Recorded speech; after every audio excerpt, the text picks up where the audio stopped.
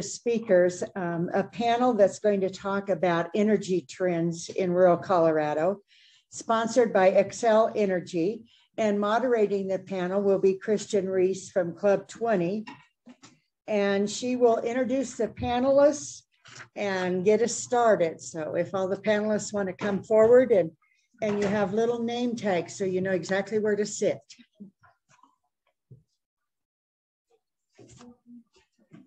Thanks, Kathy.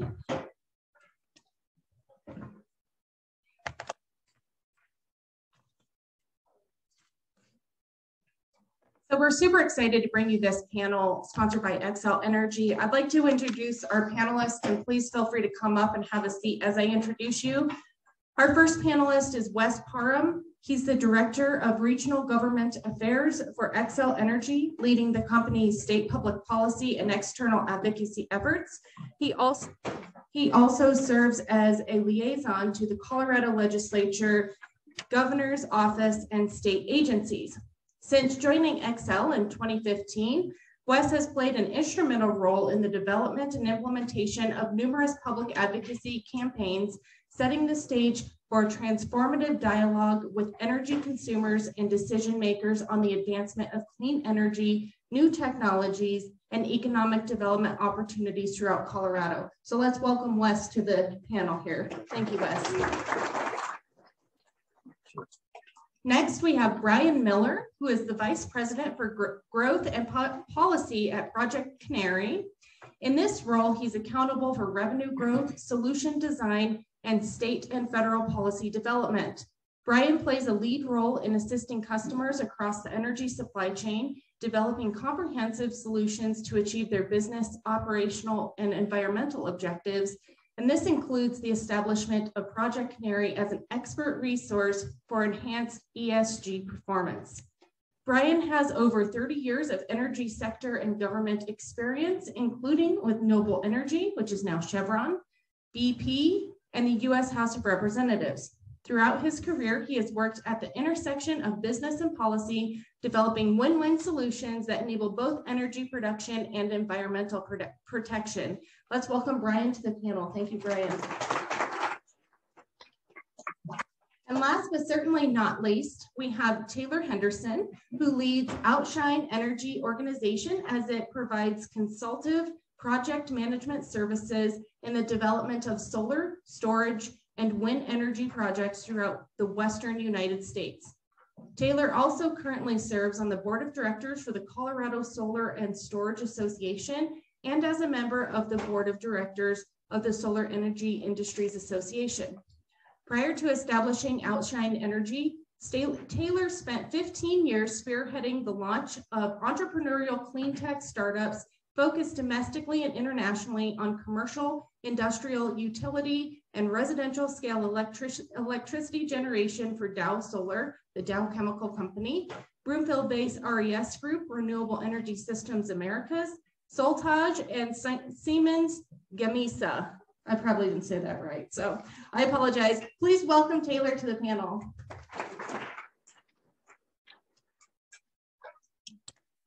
So we wanted to have kind of an open dialogue discussion about what we're seeing in the rural energy trends throughout our state. And I'd like for each of you to just start by telling us a bit about your company, about the work you're doing, and how it relates to future energy development here in Colorado. And Wes, we'll start with you. Thank you, Christian. I appreciate the opportunity, and I promise my fellow panelists here that I did not intend to state that entrance the way that it came off. I just made this cut off. So thanks again. Again, Wes Parham, Xcel Energy. I think most of you have heard of us, so I'll skip that part of the introduction.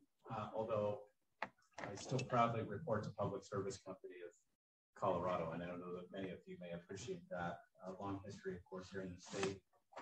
Today, serving nearly 170 communities, infrastructure in 59 of Colorado's 64 counties, about 1.5 million electric customers, pretty close to that on the gas side, about 1.4. Economic development, about 3,800 employees. We all live and work in our various communities across the state. In addition to that, we invest in local economies, about $1.3 billion annually in local supply chain spending, and it's the state's largest property taxpayer. A leader also, Christian, on clean energy, the leading clean energy utility provider of clean energy in the country for the vast majority of the last 15 years. I suspect we'll talk more about that and some ambitious goals and plans that we have in front of us today. But alongside that, I always like to remind folks too that we proudly boast a reliability rating of about 99.9% and average bills at home somewhere between 30 and 35%. So again, a lot to be proud of. Thanks to a lot of partnerships and collaborations here and in this room as well. And I look forward to the discussion. Thanks. Excuse me. Thanks, Wes. Brian, why don't we have you go next? Great, thank you. It's nice to be here. Nice to see some familiar faces in the audience. Great to be amongst people. My name is Brian Miller. I manage business development and the policy elements of Project Canary. Project Canary is a newly formed organization based here in Denver, just at the Tabor Center. We've grown from about 10 people at the beginning of last year, about 65 this year. So we're moving beyond sort of startup stage and into an organization that's really building out. We hope to triple the size of our workforce yet again this year. So we're building space and all that. And really what our company does is two things. We do certification of operations, of oil and gas operations, pipelines, utilities. We'll ultimately get into the carbon capture space as well. And how do we do that? We actually go and do, just like you walk in, most of you are probably not nerds like me, and look to see what the LEED building certification is within every building. If you walk in here, you can see that in 2015, this building had a LEED certification of silver, was designated LEED silver. We do that for all those operations. So we build matrix requirements. We look at air impacts on air, land, water, and community, and we evaluate a certain set of assets based on the rubric that we've built with input of multiple stakeholders. And we award silver, gold, or platinum ratings. We also, on the other side of that, have a hardware solution where we actually deploy hardware devices on these operations who have emissions, right? And we help operators get a profile of their emissions and find out ways that they can turn the dials, fix problems, change flanges, whatever it might be, to reduce their emissions. So we have a holistic solution that looks at the impact of the operations and the emissions profile. We've worked with operators here in Colorado, both on the Western Slope and in the DJ Basin. Some of them have reduced their methane emissions by up to 80%. And so there's some real interesting drivers going on in the marketplace right now. One is this whole ESG conversation. The fossil fuel industry in particular is under the microscope for its performance in that respect. A lot of companies do really, really great things and are really pushing the envelope, going far beyond regulations and expectations. Others aren't. And so the answer is somewhere in between for most folks, and the industry needs to change its performance. I can say that as somebody that spent three decades in the industry. And so we're helping the industry enable its long-term viability through the energy transitions, whether it's the pipes, the resource, the plants. We can do this better. The evidence bears it. Sorry, the facts are born in the evidence in terms of the improvements we've seen with operators across the board. And what does that allow? That allows continued investment in rural parts of the state. It allows customer choice, because if you have continued access to natural gas that's clean burning, that is developed in a way that has a minimal impact on the environment, that enables the entire ecosystem across the board. I'll stop there and look forward to the discussion. Thanks, Brian. And Taylor, tell us about Outshine Energy. I appreciate that. Thank you. And I also want to just tip the hat. I was invited to speak on the panel on behalf of the Colorado Solar Storage Association. I've great fortune of serving in that organization for 8 years as a board member and the interim executive director. So I want to make sure I kind of wear a hat, responsible hat of renewables and development from that standpoint.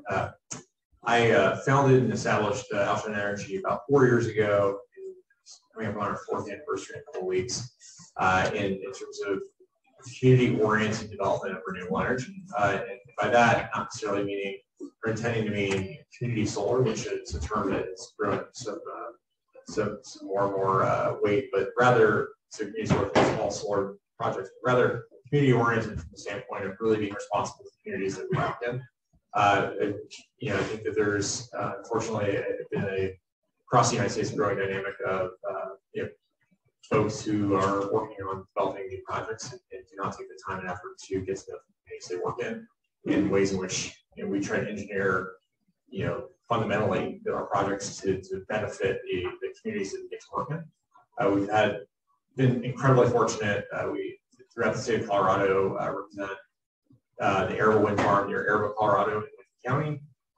We've been successful working with Platte River Power Authority in Weld County to have the first utility scale solar project permitted in Weld County near Alt, and hope that will go into construction 2023 or 2022, 23 timeframe, and also working in Pueblo County with Black Hills Energy on it's called Turkey Creek Solar. It's a 200 megawatt solar project that is in western Pueblo County on the border of Fremont County, and then more recently with Gunnison County Electric Association in Gunnison County, in a little smaller project, about 1 megawatt project up there that will serve all the meters for the town Crescent. Through that, the mainstay that we've had, the benefit we've had, is that we work with Action 22, with Pro 15, and with more recently with Club 20 to make sure that we're doing right by the communities that we're working. So really appreciate the opportunity to be here and answer your questions. Thanks, Taylor. Wes, you mentioned that Xcel Energy is doing a lot of work on clean energy. Do you want to talk a bit about your approach, and from the industry lens, what are some learnings and takeaways that you can share with the group, and what does this actually mean for rural Colorado? There's a lot there. Several pieces to that. May take that in maybe 3 buckets, Christian. So starting on the clean energy front, clean energy is a growing expectation for our customers and our communities. It is a growing expectation. It is an expectation for our policymakers. It is also a growing expectation for our investors and within the markets and broader economy and within our sector specifically. So it's an issue, obviously, it's very important to us, and it's ingrained into the culture of our company, but we need to make sure that we do this right. And many of you will remember in 2018, Xcel Energy was the first major utility in the country to commit to a goal of not 100% renewable energy, but 100% clean energy, zero carbon power generation by 2050, with an interim goal to achieve 80% by 2030. We're going to push on that interim goal. We have a plan in front of regulators now to capture 87% carbon reductions this decade. Now, beyond that, we're getting into the technology space. Okay, we've got to be eyes wide open with that discussion. Implications in rural Colorado. A lot of wind and solar development, new storage technologies that are coming online, and that has been the case for some time, the last 10 or 15 years especially. And I expect that will continue. I saw a study, Pro 15 and Action 22 released this summer, that estimated on the Eastern Plains alone in the last 20 years, it attribute about $10 billion of new investment to renewable energy projects. Those aren't just Xcel Energy projects, those are all renewable energy developments in that region. Now, that's a lot of implication of property tax revenue and lease, royalty revenues and those kind of things for landowners. And again, I expect that will continue. Our folks are working hard on some early stages of development for about a $2 billion transmission project that will circle the Eastern Plains to facilitate, foster more of that development.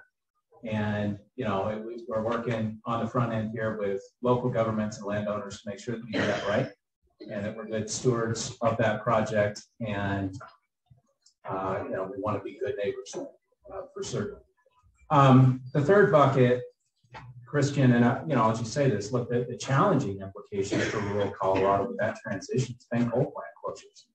I'll put that on the nose. They're hard for me personally. They're hard for my team. We're in these communities. Folks at work in these plants are my colleagues. And so I'm fortunate, though, to work for a company that is very transparent with those communities. Sit down with the community leaders on the front end and say, here's what this transition window looks like to the extent that we know it today. And here's some things that we can do in the next 5, 6, 7, 8 years to help transition, working with developers in the private sector, within our sector, to identify areas to help mitigate property tax revenue by new capital investments, working with large employers in those regions to identify projects to facilitate growth and employment there as well. And those folks are also our customers. And then also, Christian, I'll wrap this up, recognizing that not every community is the same, right? So up in Northwest Colorado in Routt County near Hayden Station, for instance, large penetrations of wind and solar in that region on our system are far more challenging. But what we can do is work with community leaders in that region on a redevelopment plan to evaluate other types of generation, other types of new technologies that both help Xcel Energy achieve its carbon reduction goals and our state goals, but also generate long-term capital investment in those areas and opportunities for workforce transitions. And we also, in a recent settlement proposal before our regulators now, agreed to an additional 6-year property tax payment for those communities that are impacted by coal plant closures in that most recent plan, provide more certainty and runway on the back. So all of that collaboration comes together, I think, to sit down and engage communities early and are open and transparent and have honest conversations. And again, just another thank you to a lot of familiar faces in this room that have helped make that happen. Thanks, Wes. Brian, Wes talked a little bit about that changing energy mix that we're seeing happen across Colorado and also across the country. We know that there are some pushes in a number of cities and states and across the country, not just in Colorado, amid climate concerns to ban new residential and commercial natural gas hookups. They seek to prevent the use of natural gas for heating, cooking, etc., everything you'd use it for. Can you tell us about this movement and what the implications are for consumers, both positive and negative? Sure. Yeah, it's a great question, and it's an interesting one.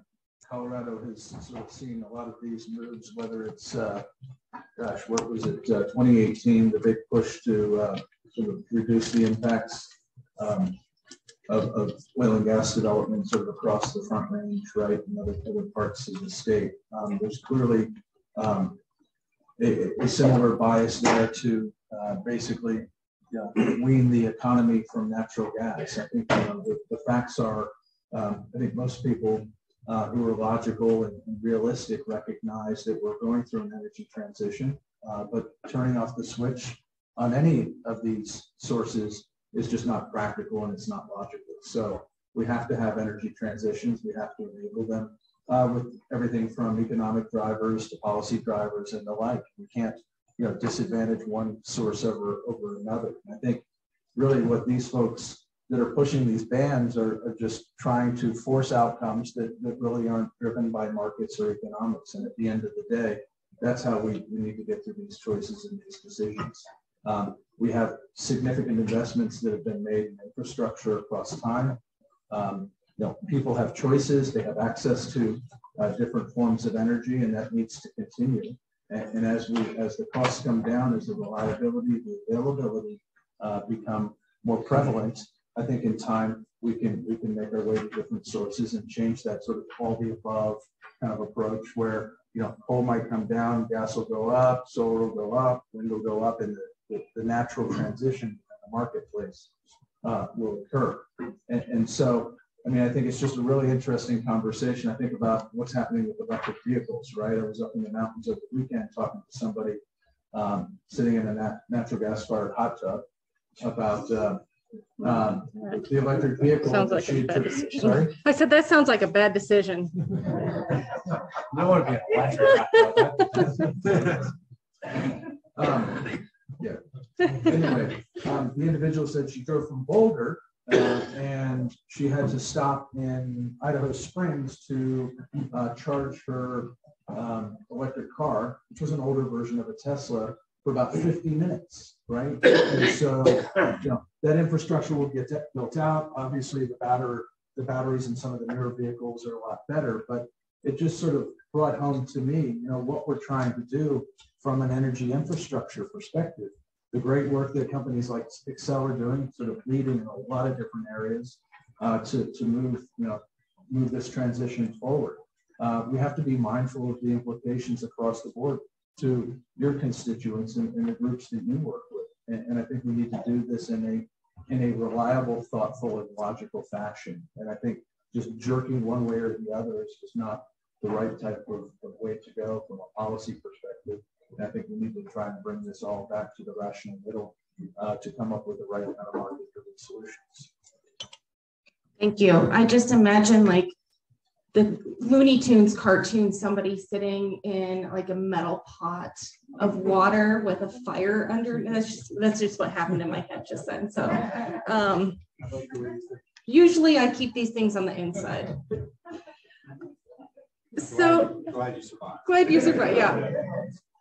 Taylor, Brian talked a little bit about some of the challenges around battery storage and whatnot as we do kind of transition this energy portfolio. And it makes me wonder, what are the other challenges that are being faced by the deployment or from the deployment of renewable energies? Like what's standing in the way from really accelerating the uptake per se of renewable energy resources like wind and solar? Sure. Thanks.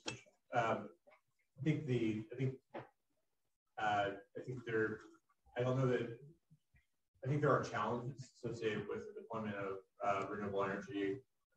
It certainly feels like we've hit an inflection point in terms of the number of projects that are being introduced. Certainly, when Excel Energy makes broad commitments like they have, those I have attorneys that work with in New York are like, man, did you see this article about what Excel's doing in your backyard? I'm like, yeah, pretty familiar, and certainly saying out to that, but it comes with all those challenges. Some of those challenges here locally that again, the Colorado Solar and Storage Association has been deeply involved in, use perhaps Weld and Pueblo, who've been working to overcome the same kind of challenges on county commissioners looking at, okay, how do we make these projects responsible? How do we think about decommission?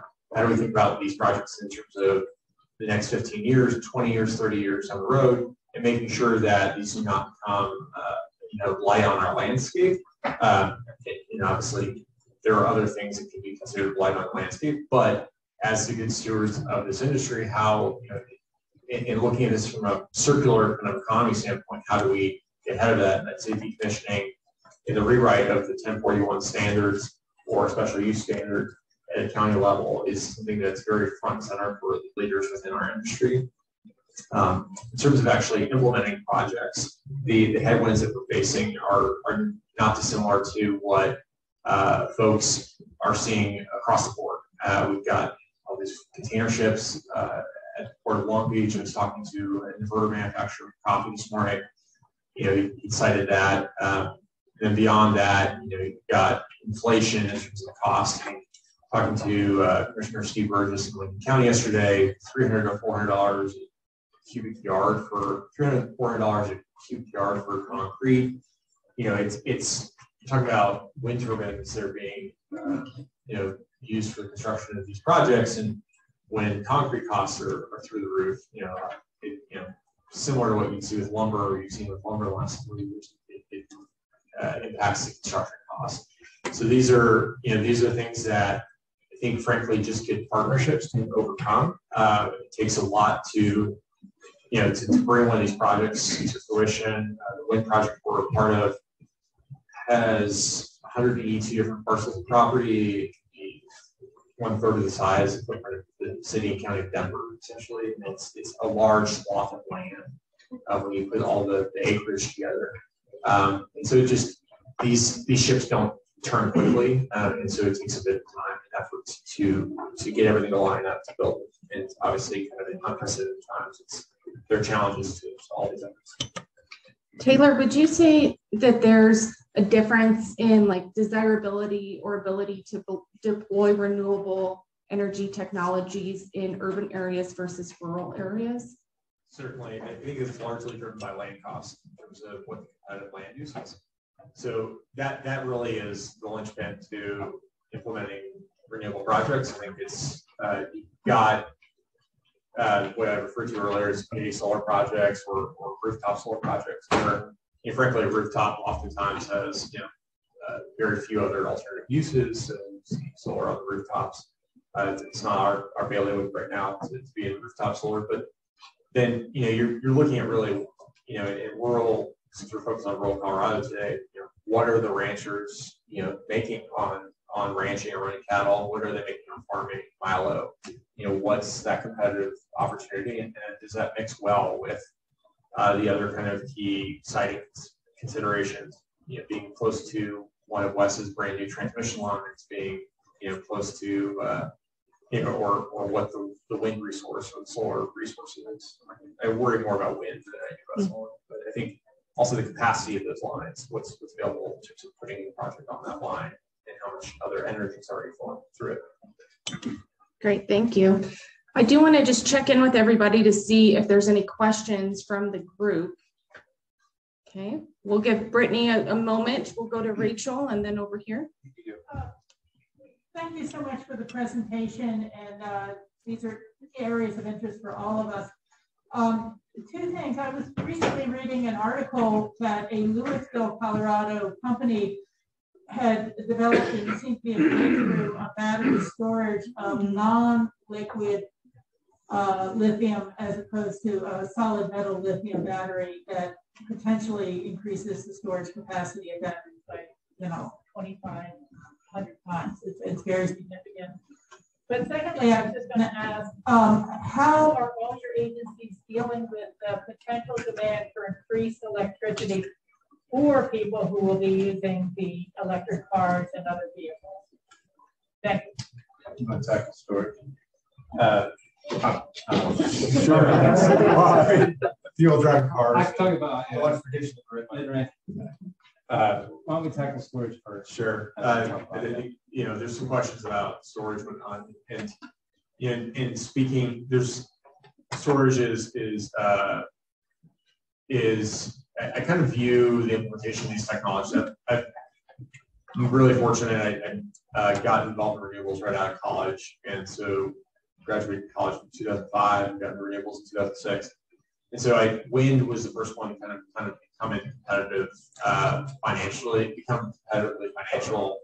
financially competitive, excuse me. And then solar trailed it about 5 years. I think storage is kind of really coming into that time threshold. Storage is a lot more complicated than anybody really thinks about, or probably gives it credit, at least. Hey, let's just slap a battery on this thing, and we can store the power and dispatch it. But there's kind of long duration, short duration. You can dispatch something for 4 hours, or you can dispatch it for a matter of a day, and those are different. Typically, those bring with it different types of technology, and so it's really challenging. And frankly, I think, and Wes can give me his opinion here, but I think that utilities don't yet know what the use cases are, and we're all learning that. And where my job is basically sell Wes the right dishwasher for this application and understand what that application is. And so we're fortunate collectively to kind of working together to figure out what those use cases are. I think that we come in kind of where the land use side of things are, and then also trying to figure out how to sell that right dishwasher. An electric dishwasher. With fire dishwasher. So I agree on all of that. Thank you for taking it. Yeah, it wasn't wood. We'll settle on all of the above today. Yeah, the storage piece is important. You're right. Utilities are learning, and that's happening now. A lot of pilot scale.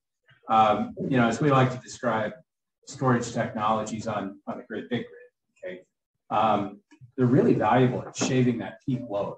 Right, in the afternoon, everybody gets home. you always have to build a system to that peak demand, right? And that's where expense comes in. Storage technologies can kind of help shave that peak, okay? But now you've got a longer peak.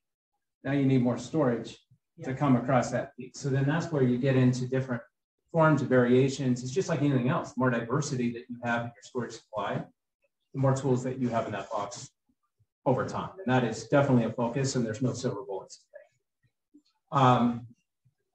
To the question on electrification, I think is kind of where we were going. Grid capacity, it kind of felt like setting there.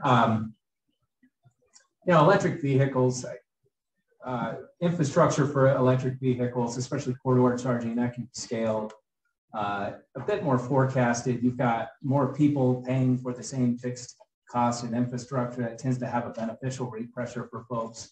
Where electrification is challenging is in the home. The electric dishwasher. And Excel is in an interesting spot on this because we serve mostly both gas and electric to the same home across our service territory. And we've surveyed our folks on this question.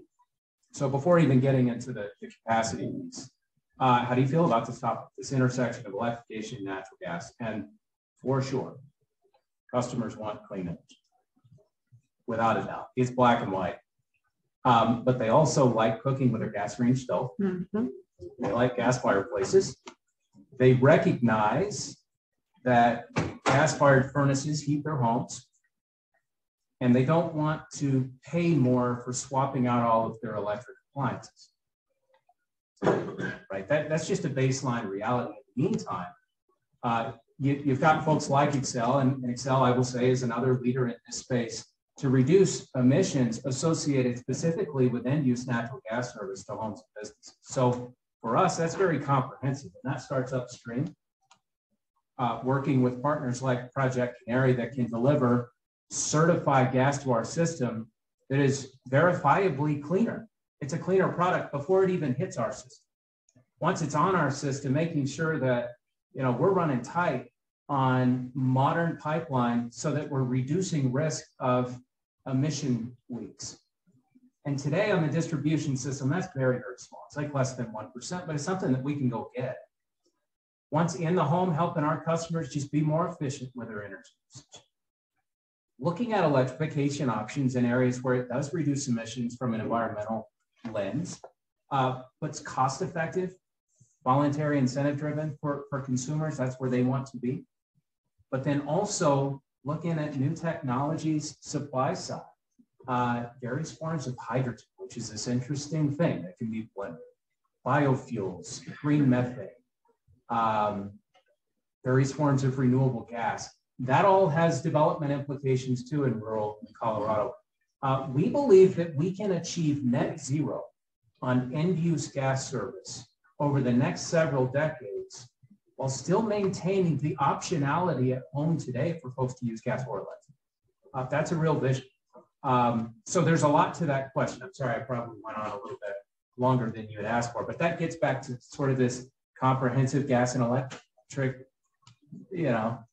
all-in energy at home. What does that look like?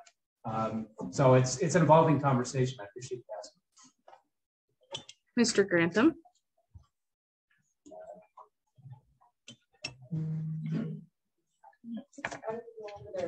Okay. Just when did you need a microphone? Wes, you just mentioned about talking about clean natural gas, methane, whatever. And in Trinidad, that's where I'm from. And we have a huge amount of coal industry down. It's a huge industry down. I'm talking to people from the coal industry, and I talk to them, they say that they have the capabilities out there to scrub coal to where it's clean. So why has not there been any investment in scrubbing this coal so that it can be used properly, so that you get down to that net zero, if that's a possibility? And can you have any information on that? So just to clarify, so we're talking about the coal used as a source for electricity generation, or are we talking about like coal bed methane capture? No, this would be for coal use as burning for power plants. Okay, I was hoping it was the second one, because I don't have as much insight into the kind of the upstream fuel pieces. You know, I will, you know, I'll put it this way: our folks, you know, do a lot of work. I mentioned, you know, broader markets and industry signals that are being sent in there, pricing factored with, you know, historic facilities. And, you know, these are facilities that have been around and operating for a long, long time. All of that gets factored in when resource planners put plans together. I can't speak specifically to the emissions profile of, you know, one version of coal compared to the next. I know that there, you know, coal is like various forms of gas, right? Where you have different qualities and different variations that burn in different units, and that's how those units were built to burn on that type of coal. I can follow up with you on that because what I'd like to do is dig in further on specifically the coal mine and where that was going and the type of unit that's burning that. And I could probably give you a better, more detailed explanation of kind of where that I'll give you my card. might be transitioning. I just still believe that there needs to be a balance of various types of energy that's out there. And, you know, because I think that we can't rely totally on solar, we can't be on wind, can't rely, on methane, coal. I think it needs to be a combination. I think that's the realization of the reality that we have to live. Yeah, eyes wide open here, you know, and that's why we are committed to carbon reduction goals. And you know, we don't want to overly depend on one resource over another. We need to hit those carbon targets, and we need to do it cost effectively and reliably. You know, it's the jobs that are out there. For instance, in our area, there's the reserves. We estimate about 200 years of coal reserves in our area. The jobs that it would produce and keep for many, many years. So these are the type of things that I think we can recognize. And just you got the solar and wind energy storage into that too. Appreciate that. There's a really great podcast for those you listen about Colorado's coal industry, and it's kind of where we sit today, called Coal at Sunset. I'm saying I named it, but it's really great, kind of eye-opening to pull back, you know, the challenges in some of the communities. Something I've listened to recently. Share that for everybody. It's certainly something we, you know, Excel is really taking the lead on, and the Tri-State's facing it. Our last question comes from Mr. Grantham. Thank you. No, Mr. Coolidge, I probably did. So guys, maybe look at your crystal ball here, because we look at the history of where the state has been and where it's heading in terms of renewable versus traditional energy. We go back to 2009, 2010, House Bill 1365, and where we've gone from there forward.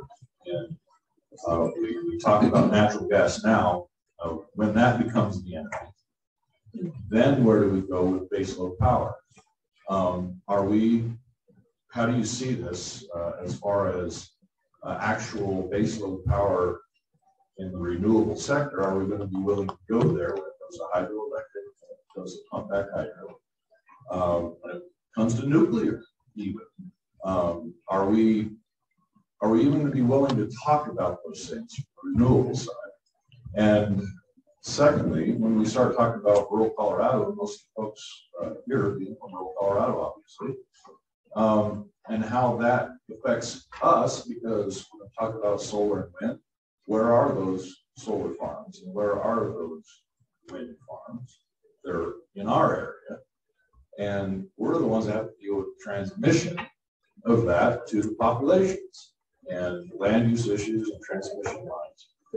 We're the ones that are most affected by this, by supplying that power of solar and wind, especially to the populated areas. So I hope you guys remember us when the time comes to talk about these renewable energy forms, and we have to be able to talk about other forms of renewable baseload. Otherwise, we are heading for a collision. I don't mean to preach. I'd like your input on what you see coming. So,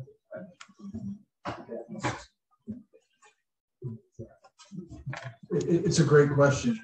Policymakers, I think, like yourself, wrestle with these questions quite a bit. I think speaking on it from a natural gas perspective, I think there's, this whole sort of way in which this market's going is a winning way for Colorado, actually, because the regulations here are quite strong, and there are a lot of voluntary actions that are being taken. Colorado exports a great deal of natural gas. We use a lot of it here too.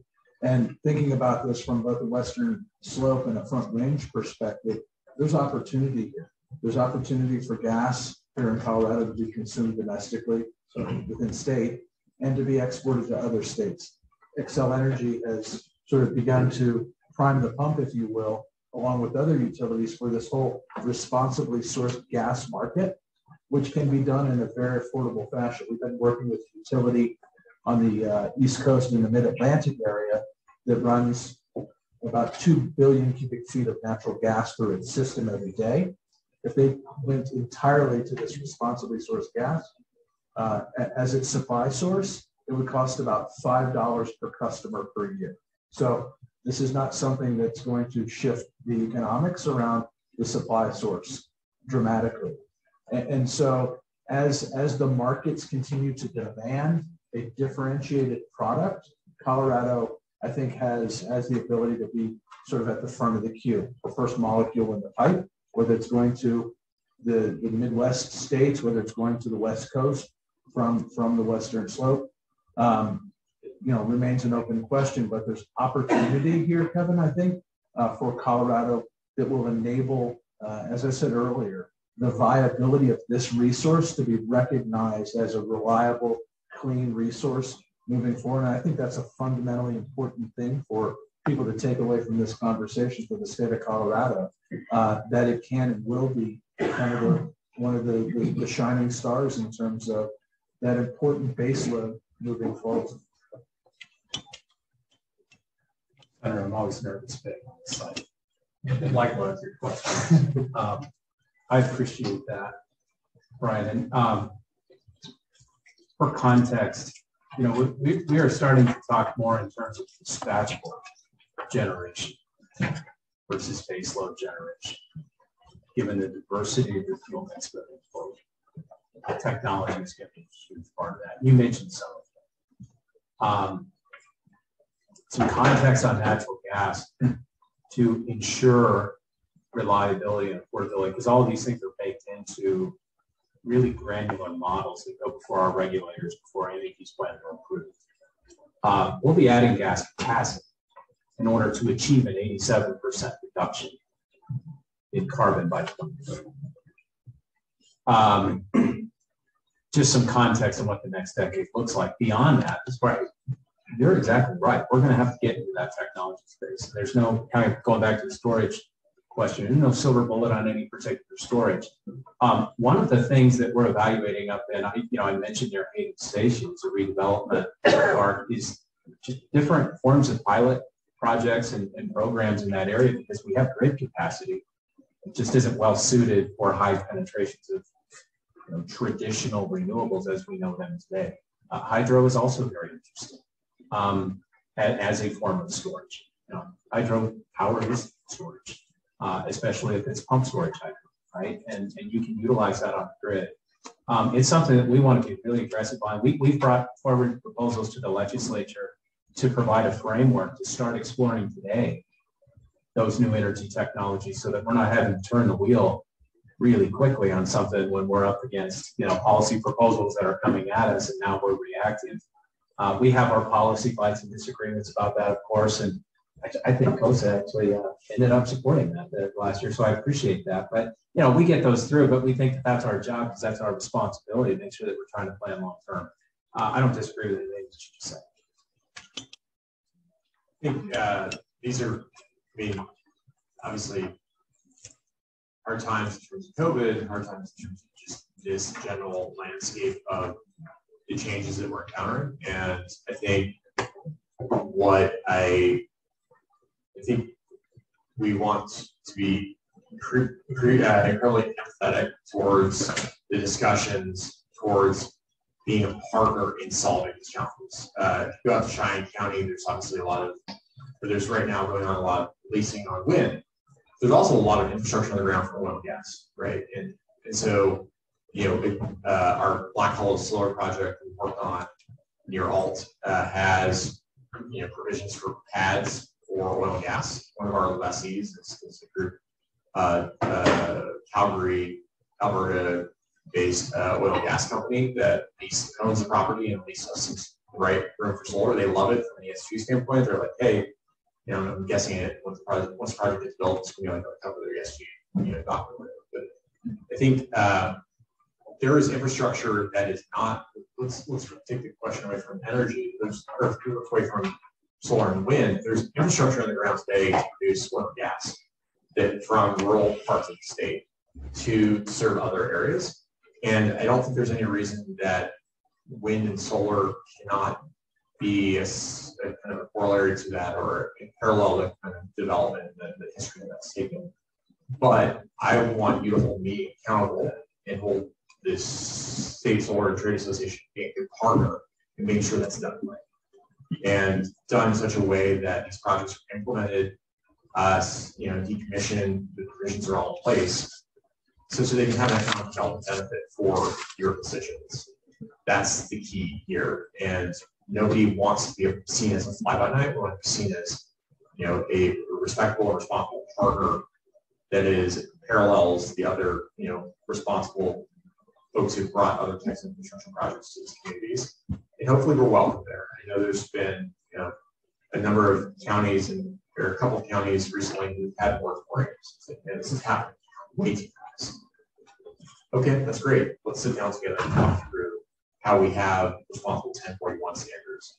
And so in the event that there is interest in your area from people who own land and have their property rights, that's the great thing we have as Colorado is the fact that this jurisdiction sits locally, so those decisions can be made. And that's certainly, nobody's trying to shy away from that or kind of come in and do something overnight. Let's thank this incredible panel for joining us here today. And Xcel Energy for sponsoring this panel discussion. We couldn't be more grateful for your continued support. You guys can head on out. Now we're going to go into a wonderful lunch that is sponsored by CHAFA, Colorado Rural Electric Association, Mountain West Credit Union Association, and St. Mary's Medical Center. We will resume our program here at 12:30.